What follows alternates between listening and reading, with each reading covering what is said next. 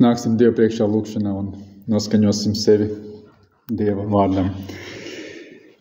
Godības un varenības pilnais Tēvs debesīs, mēs pateicamies par šo laipnību, ko esam jau varējuši dzirdēt no Tava pravietiskā vārda, kungs. Un mēs pateicamies par šo Jonas grāmatu, kura mums liek ieraudzīt gan pašiem savu dzīvi, kungs, gan arī nepieciešamību salīdzināties ar Tevi un apzinoties, redzot Tev kā lielu un žēlsirdīgu, visu varenu Dievu. Mēs pateicamies, kungs, ka Tu mūs uzlūko savā žēlastībā ikdienas un ka Tu savā žēlastībā arī mūs uztur un ka Tu savā žēlastībā rūpējies par mūsu dvēseļu labklājību, kungs, un mēs pateicamies, ka Tu esi devis šo dzīvības maizi no debesīm, ka mūsu dvēseles var tikt pamielotas, kungs, un ka Tavs vārds var bagātīgi mājot mūsu sirdīs, kungs. Palīdz, ka mēs vairāk apzināmies šo Tavu taisnību, vairāk izprotam Tavu gribu un ka mūsos ir paklausīgs gars dzīvot un staigāt pēc Tavas patiesības. Palīdz mums vairāk apzināties to, cik mēs no Tevis esam ļoti atkarīgi, kungs, jo Tev pieder absolūti viss nepieciešamais mūsu dzīvei, jo Tu dod dzīvību un elpu un viss, kas ir vajadzīgs mūsu garīgai izaugsmei, stiprina mūsu dvēseles, kungs, un velc mūs sev tuvāk, Jēzus vārdā. Amen. Dievu tālredzībā mēs iesim tālāk cauri Lūkas evaņģēlijam, un arī brālis gribēja apstāties un neiet tālāk, un arī es gribu palikt tajā pašā rakstvietā, ko mēs pagājušreiz domājam, un mēs nolasīsim no 21. panta. 10. nodaļa no 21. panta. Tanī pašā stundā Jēzus kļuva priecīgs svētajā garā un sacīja: Tev pateicos, Tēvs, debesu un zemes kungs, ka Tu šīs lietas esi apslēpis gudrajiem un prātīgajiem un atklājis tās bērniem. Tiešām, Tēvs, tāds ir bijis Tavs labais prāts. Visas lietas ir man Tēva nodotas, un neviens nezin, kas dēls ir kā vienīgi Tēvs, un kas Tēvs ir kā vienīgi dēls, un kam šis dēls to grib atklāt. Un pie mācekļiem sevišķi griezdamies, viņš sacīja: Svētīgs tās acis, kas to redz, ko jūs redzat. Jo es jums saku, daudz praviešu un ķēniņu gribēja redzēt, ko jūs redzat, un nav redzējuši, un dzirdēt, ko jūs dzirdat, un nav dzirdējuši. Amen. Šis pēdējais 24. pants arī attiecās uz Jonu, jo es jums saku, daudz praviešu un ķēniņu gribēja redzēt, ko jūs redzat. Jona gribēja redzēt noteikti to, ko redzēja mācekļi. Gribēja redzēt Kristus godību tajā spožumā, kādā spožumā redzēja to mācekļi. Tomēr tas viņa dzīves laikā nebija dots šis tik liels spožums redzēt Kristus godību, Kristus staigājam par šo zemi. Un tomēr mēs zinām, ka Jona skaidri zināja, ka glābšana ir pie viņa. Glābšana ir pie tā kunga, glābšana ir pie Kristus. Un, kā jau brālis no rakstiem citēja, viņā mājo visa Dieva pilnība. Kristu mājo visa Dieva pilnība. Un viņš kādā brīdī bija zaudējis šo debesu prieku savā kungā. Un šeit, šī mums dotajā rakstvietā, ko mēs redzam? Mēs redzam to, par ko priecājās Dievs. Un par to, ko priecājās Dievs, ir jāpriecājās arī mums. Tā? Un mēs lasām, un tādā pašā stundā Jēzus kļuva priecīgs svētajā garā. Viņš nekļuva priecīgs viens pats. Viņš kļuva priecīgs svētā garā. Tā ir viena no Dieva trīsvienībām. Dieva svētais gars. Tātad visa Dieva trīsvienība priecājās.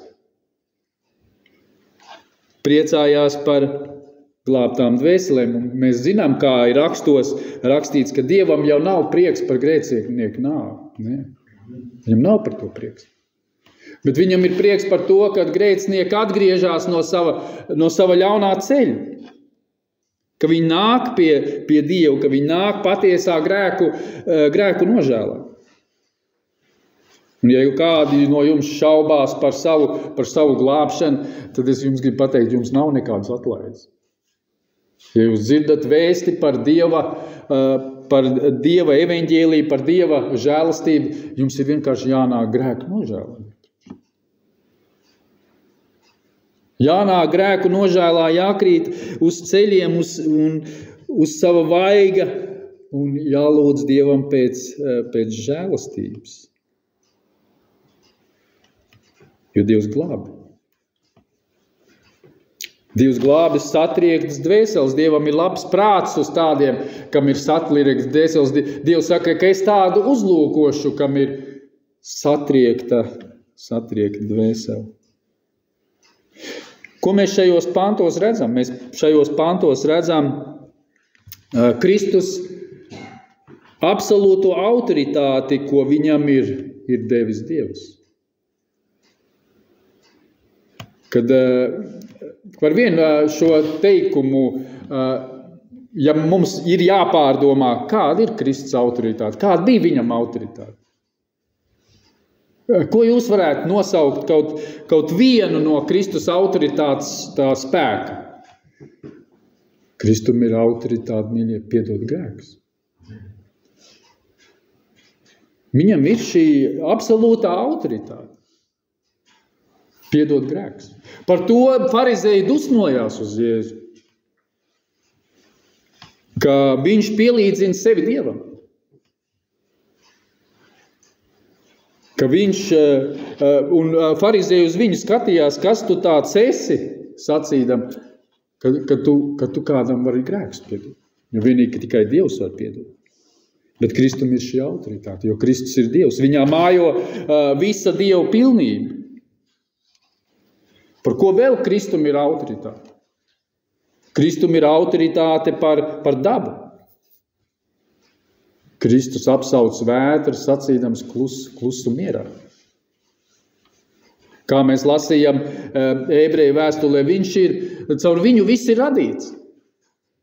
Tad visa daba ir viņam pakļaut, viņam ir autoritāte pār dabu. Jēzum ir autoritāte pār demoniem, par ļaunajiem gariem. Jēzus apsauca ļaunos garus, Jēzus izdzina ļaunos garus. Viņam ir šī vara. Viņam ir šis spēks. Mēs ticam tādam kungam, mēs ticam tādam Dievam, kam ir šāds spēks. Kristum ir autoritāte par slimībām. Viņš dziedina. Mēs redzam, tas viss viņu Kristus dzīves laikā, Kristus šo savu autoritāti patstāvīgi demonstrēja. Demonstrēja šo dievišķo varu. Kādā brīdī pat mācekļiem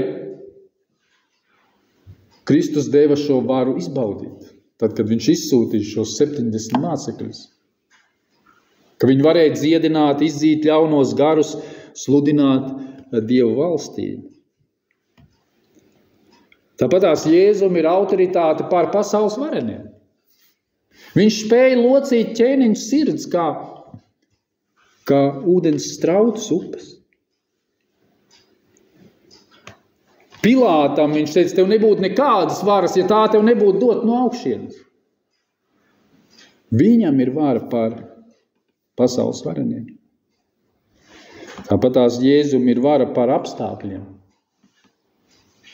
Nav tāda apstākļa. kas būtu jūsu dzīvē, par kuriem jūs varētu teikt, tie man ir par grūtu. Tāpēc, ka Dievs nekad mums neuzliek vairāk, kā jūs varat panest. Nekad. Jo tās tā rakstīts. Un jums ir jāzina ir Dieva evaņģēlijs, ka viņam ir vara par apstākļiem. Par tiem apstākļiem, kuros jūs savas dzīves laikā nonāk. Man arī nepatīk daudz apstākļi, ko piemeklē mana dzīve, bet es redzu, ka caur šiem apstākļiem Dievs man māca būt pazemīgākam. Dievs man māca būt vairāk no viņa atkarīgākam. Dievs man atved atpakaļ pie lūgšanas. Dievs man atved atpakaļ, lai es meklētu rakstos vairāk viņa tuvumu un patiesību. Un tas ir labi, ka Dievs noliek kādus apstākļus mūsu dzīvē. Tāpatās kā Jonas dzīvē, viņš noliek apstākļus tādus, ka viņam ir jāsauc uz Dievu. Jāsauc uz Dievu. Ka viņš ir tumšā vaļa vēdrā. Un tie ir viena no labākajiem apstākļiem viņa kristiešu dzīvē. Un mums to vajag. Šeit mēs lasām 22. pantā par Kristus varu. Visas lietas man ir mana tēva nodotas. Visas. Un neviens nezina, kas dēls ir kā vienīgi tēvs, un kas tēvs ir kā vienīgi dēls, un kam šis dēls to grib atklāt. Mēs šeit redzam absolūtu Kristus autoritāti. Visas lietas man ir mana tēva nodotas. Ko tas nozīmē? Tas parāda mums, pirmkārt, tēva prieku par dēla stāvokli. Par to, kas dēls ir. Par to, kāpēc dēls ir sūtīts šajā pasaulē. Un ebreju vēstulē jau mēs pašā sākumā lasījām to, ka Dievs daudzkārt un dažādi ir runājis caur praviešiem un tēvu, bet šajās dienās viņš runā caur savu dēlu. Jo viņš ir devis viņam īpašu stāvokli. Viņš cieta par mūsu grēkiem. Viņš nomira par mūsu grēkiem. Viņš augšām cēlās, lai dot mums jaunu dzīvību, lai izpirkt mūsu grēkus. Mīļi, nav neviena cita vārda tāda zem debesīm kā Jēzus Kristus. Nav neviena cita. Nav neviens cita tāda ceļa, tādas patiesības, nav neviena cita tāda dzīvība, kāds ir viņš.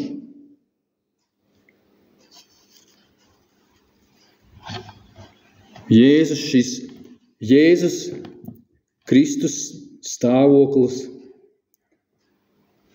Par ko jūs viņu uzskatāt? Kādā reizē viņš prasīja, par ko ļaudis runā par mani, kas es tāds esmu? Kāds ir par mani, kur ļaudis runā par mani stāvokli? Kāda teica pravietis, kāda teica kāds skolotājs, kāda teica Elija. Un es prasīju, māci, ko jūs sakat? Un mēs zinām Pētera atbildi. Tu esi Kristus, tu esi Dievs svētais. Lūk, kur Kristus stāvoklis. Un kad mācekļi dzirdēja balsi no debesīm apskaidrošanas kalnā, šis ir mans mīļais dēls, uz viņa man ir labs prāts. Lūk, kāds ir Kristus stāvoklis. Viņš ir nācis pasaulē, lai glābtu grēcinieks. Viņš nav nācis, lai kādu nomaitātu. Viņš ir nācis, lai glābtu grēcinieks. Kristu neieredzēja ne tikai to darbu dēļ, ko viņš darīja farizēji, bet viņu Kristu neieredzēja viņu arī tāpēc, kad viņš sevi sauc par Dievu. Ka viņš Dievu sauc par savu tēvu, pielīdzinādams sev Dievam. Arī šī dēļ farizēji gribēja viņu nonākt.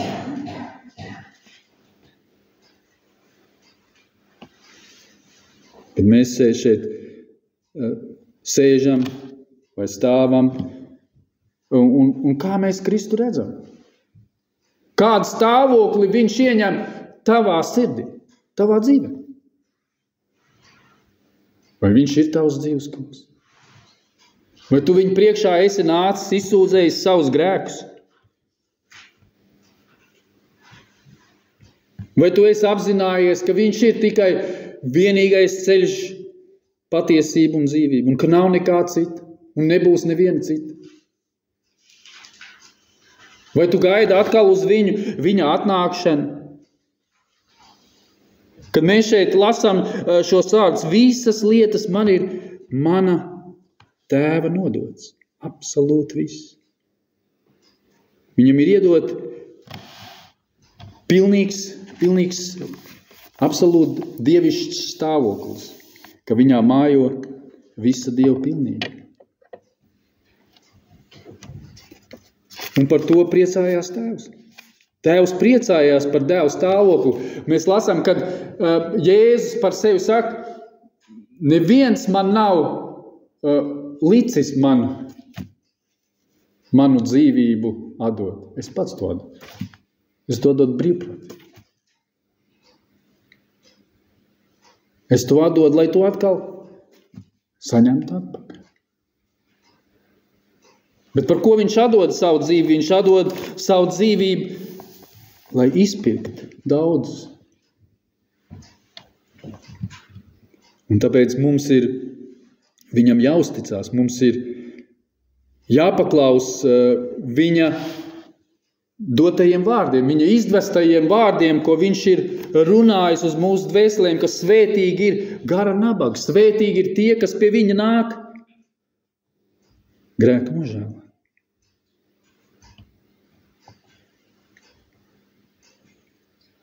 Kristus stāvoklis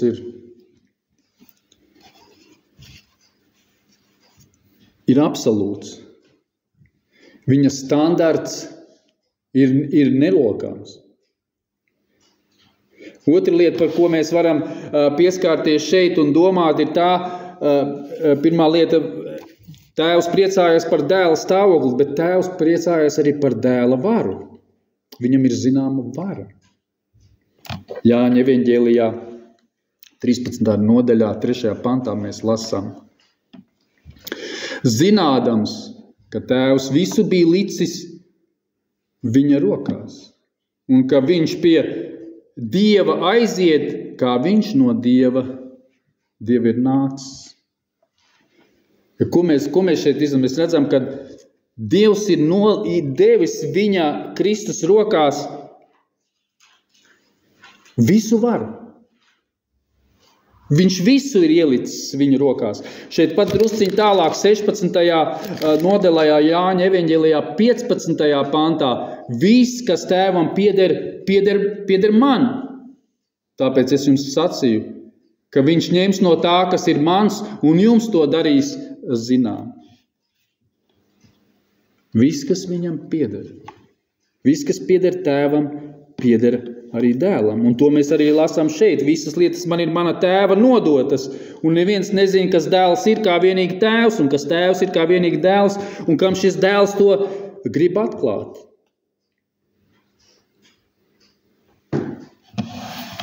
Viss, kas tēvam pieder man. Un viņš ņem no tēva, kas pieder tēvam, un dar mums to zināt. Un šī dēla vara ir dievišķa. Neierobežot.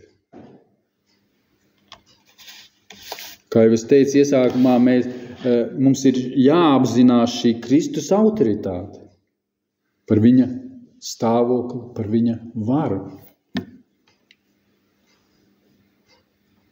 Un viņš nav nespēcīgs, ka viņš nevarētu kādu izglābt. Un cilvēki varbūt kādi cilvēki apvainojās un saka, bet ko tad viņš neglāba? Kāpēc tad viņš neatver, kādam viņš atver sirdis un kādam viņš neatver sirdis? Bet mēs zinām, viņš spēja glābt absolūti visus. Nav tāda cilvēka, nav tik liela noziedznieka, kura viņš nevarētu izglābt. Mēs zinām, ka noziedznieks pie krusta tapa izglābts vienā mirklī. Mēs zinām, ka pazudušais dēls tika izglābts, kad viņš atgriezās atpakaļ tēva mājās. Mēs zinām, ka Caķejam viņš lika kāpt lejā no koka un ieejot viņa namā, viņš šeit, šodien šim namam ir pestīšana. Viņam ir vārds. Bet cilvēki pretojās šai Dieva žēlastībai. Cilvēki paši pretojās savas ļaunās sirds dēļ, pretojās Dieva laipnībai. Neapzinoties to, kāda vara pieder Jēzum. Iedomājieties, daudz cilvēki staigāja pie Jēzus, un tajā pašā laikā viņi noliedz šo varu, viņi atgrūd šo varu, viņi negribēja pieņemt šo Dieva laipnību. Šī dzīvība, kas staigāja starp viņiem, viņi vienkārši to noraidīja. Un tāpēc evaņģēlijs saka, vai jums, bēdas jums. Un mēs jau iepriekš par to domājam, ka šeit, kad viņš saka bēdas tev, tai pilsētai. Un ka Sodomai būs vieglāk tiesas dienā nekā jums. Un ziniet, ka Dievs saka bēdas jums, tad patiešām ir bēdas. Ja pats Dievs saka bēdas jums, tad tās patiešām ir bēdas. Tad tās ir tādas bēdas, tas ir neatgriezenisks. Tas noteikti atnāks un tas viss piepildīsies. Bet dēlam ir vara, jo viss ir nodots viņa rokās. Tāpēc, kad jūs dzirdat Dieva balsi, neapcietiniet savus sirds. Bet nāciet pie viņa, nāciet grēka nožēlā, sauciet uz viņu, lai viņš glāb jūs dvēseles. Vēl ko mēs šeit redzam, Tēvs priecājās par dēla stāvokli, Tēvs priecājās par dēla vāru, Tēvs priecājās par dēla noslēpumu. Un dēls priecājās par tēva noslēpumu. Kā mēs šeit lasām? Visas lietas ir man tēva nodotas, un neviens nezina, kas dēls ir kā vienīgi tēvs, un kas tēvs ir kā vienīgi dēls, un kam šis dēls to grib atklāt. Ko šeit ir jāsaprot? Šeit ir jāsaprot tas, ka neviens cilvēks nespēja iepazīt dēlu, ja tēvs to neatklāja, ja Dievs to neatklāja. Kā jūs pazīstat Jēzu? Jūs pazīstat Jēzu tikai tāpēc, ka Dievs jums to ir atklājis. Tāpēc, ka augstpriesteru lūkšanai mēs arī lasām, ka Jēzus saka, tos, ko man tēvs dos, es viņus neatstumšu. Es viņus pieņemšu.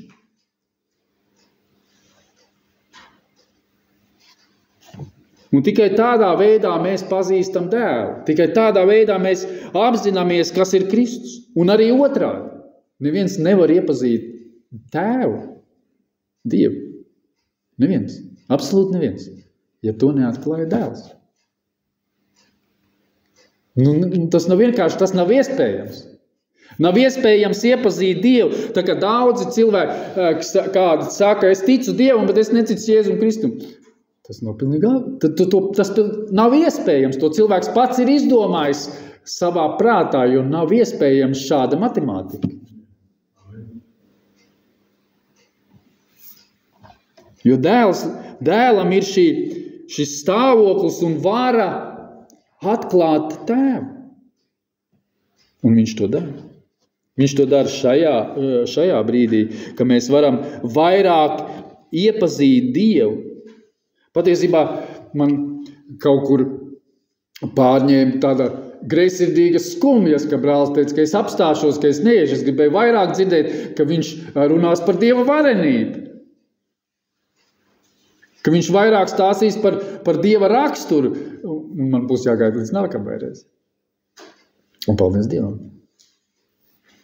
Kad Dievs dod šo brīdi, kad tas atnāks. Un kad tas atnāk ātrāk, ka mēs varam iepazīt vairāk un vairāk lielu Dievu. Žēlsirdīgi, kā tur rakstīts.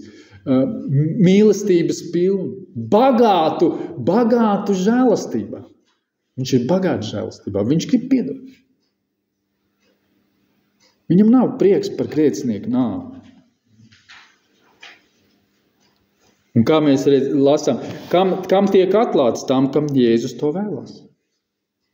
Tam, kam tiek dot jauna dzīvība. Tie, kur piedzimst no augšienes. Tāpēc ir cilvēkiem Dieva gudrība, cilvēkiem ir ģeķība. Neticīgiem cilvēkiem tā ir ģeķība. Viņi to nesaprot, viņi to nespēja saprast, viņi to nespēja apzināties. Vēl mēs redzam, ka šeit 4. lieta, mēs redzam to, ka tēvam ir prieks par dēla zināšanu. Par to, ko dēls zina. Šeit pat Jāņa evaņģēlijā 1. nodaļā 14. pantā mēs lasām.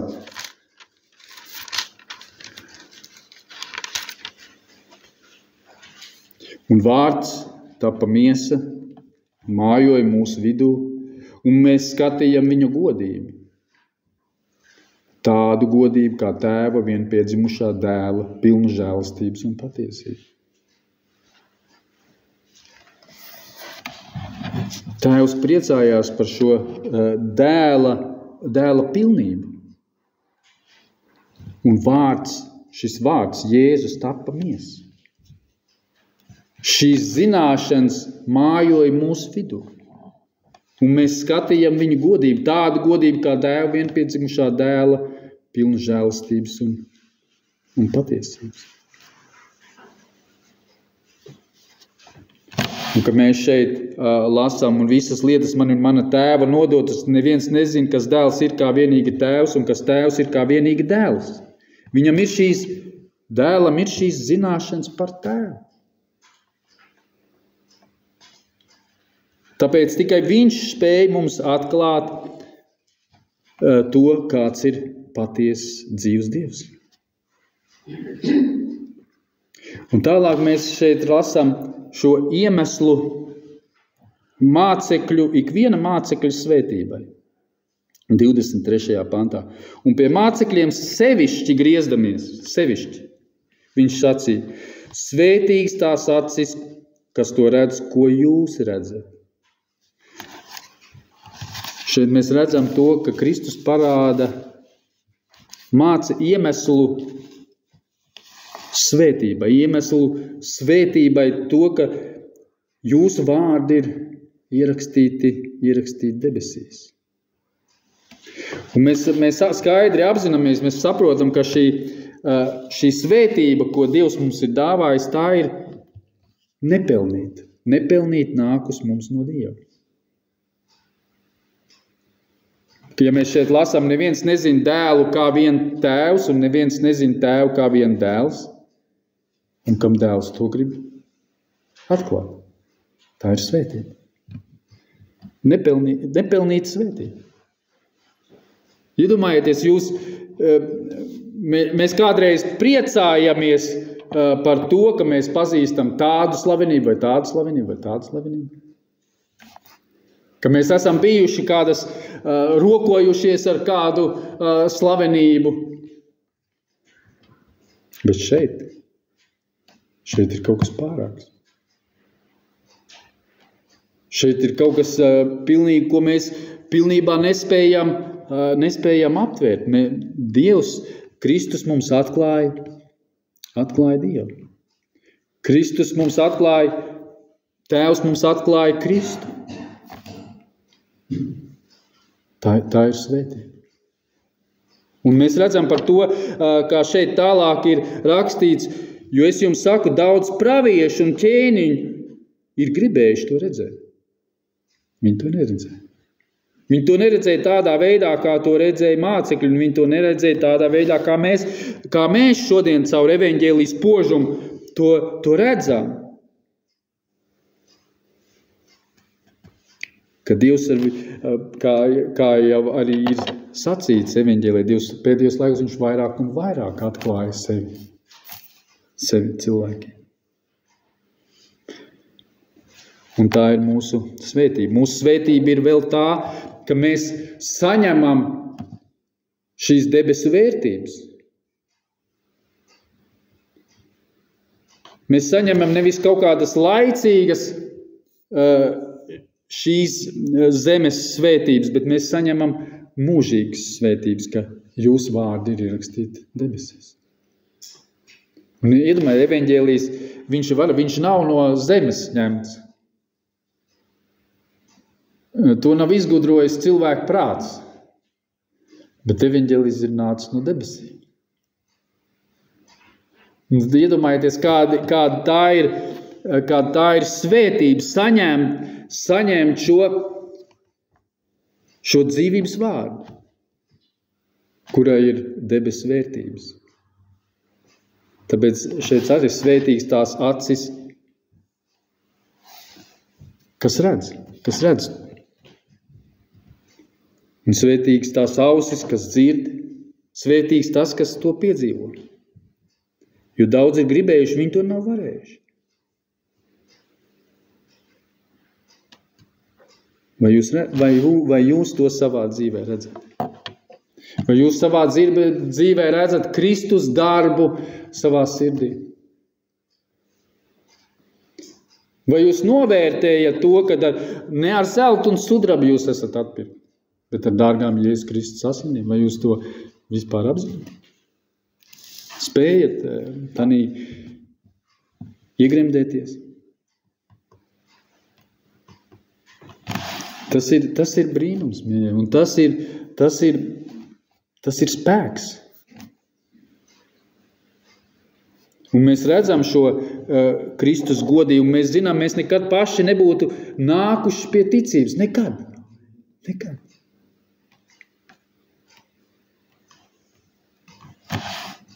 Tas ir Tēva, Dēla un Svētā gara darbs mūsu dzīvēs. Un lai Dievs mums dod žēlastību, ka šie vārdi piepildās uz mūsu sirdīs, ka mēs redzam to, ko redz Dievs, ka mēs spējam priecāties par to, ko priecājās Dievs, ka mēs spējam dzirdēt to, kas nāk no Dieva. Un ka mēs to neatstam. Un lai Dievs dod mums šo žēlastību un atkal žēlastību, kas ir tik dārga, ka mēs redzam viņa Kristus varenību. Amen. Amen. Lūksim Dievu. Tēvs debesīs, mēs no sirds pateicamies, Kungs, par šo laipnību un žēlastību, ka tu mums atklāji sevi caur savu izdvestu vārdu, caur savu svēto evaņģēliju. Un patiesi ir šie vārdi. Neviens nezin kā tēvu, kā vien dēls, un neviens nezin dēlu, kā vien tēvs, un kam dēls to grib darīt zinām. Mēs pateicamies par šo žēlastību, ka tu esi atvēris mūsu sirds, ka mēs spējam caur tavu patiesību tev, Kungs, iepazīt. Ka mēs varam izbaudīt to dzīvību, kas ir nākusi no debesīm savās dvēselēs, Kungs. Mēs pateicamies, Kungs, ka esam darīti par jauniem radījumiem, Kungs, un mēs lūdzam pēc žēlastību tām dvēselēm, kuras nav piedzīvojuši šo patieso pestīšanu, Kungs. kur dzīvo kādās viltus ilūzijās vai cerībās. Kungs, dod žēlastību, atver viņu sirds, kungs, un dod patiesu grēku nožēlu, jo tu to vari. Tu to spēji, kungs. Un mēs pateicamies, kungs, ka tu visādos veidos audzini mūsu un velc mūsu sev tuvāk, lai mēs vairāk un vairāk tev līdzinātos, kungs. Māc mums vairāk bijības. Kungs, ka mēs novēršamies no visa tā, kas ir ļauns šajā pasaulē, ka mūsu skats vairāk un vairāk ir vērsts uz tevi, pārdomājot tavu svēto vārdu, kungs. Kā pirmā psalmā rakstīts, ka mēs būtu kā koka stādīts pie ūdens upēm, ka mēs patstāvību uzņemam šo tavu dzīvību, kungs, jo tas mums ir nepieciešams, lai mēs būtu auglīgi. Kungs, mazgā un šķīstī mūs no visiem miesas un gara traipiem, kungs, lai mēs esam tīri, lai mēs būtu jūtīgāki pret katru tavu patiesību, kungs. Dod mums uz to žēlastību, kungs. Un dod mums lielāku šo dzīvības garšu dvēselēs, kungs, ka mēs redzam to, ka viss šai pasaulē, kas ir, tā ir tik liela niecība, kungs. Ka mēs vairāk redzam tavu spožumu un tavu gaismu, kungs. Un māc mūs šai gaismā dzīvot un staigāt, kungs, jo tavu vārdi ir mūsu kājas pīdekļi un gaišums uz mūsu ceļiem, kungs. Svētī savā patiesībā un savā žēlastībā, ka mēs staigājam un dzīvojam pēc tavas taisnības. Jēzus vārdā. Āmen. Un mēs dziedāsim kopīgi Man žēlastība dāvā.